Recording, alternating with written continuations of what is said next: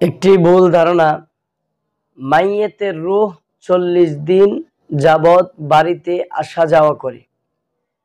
অনেক মানুষই মনে করে থাকেন, যখন কোনো মানুষ মৃত্যুবরণ করে, ওই মৃত্যুবরণ করা ব্যক্তির ঘরে ৪০ দিন পর্যন্ত ওই মাইয়েত ঘোরাফেরা করে, তার রূহ ঘোরাফেরা করে।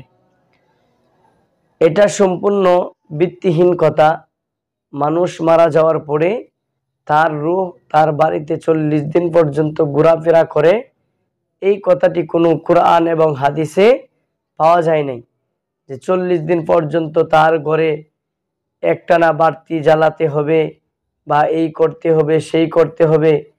এমন অনেক মানুষেরই ধারণা যে তার বাড়িতে রূহ আসা যাওয়া করে ৪০ দিন পর্যন্ত, এজন্য তার ঘরকে পরিপাটি করে রাখা, তার ঘরে সবসময় আলো রাখা,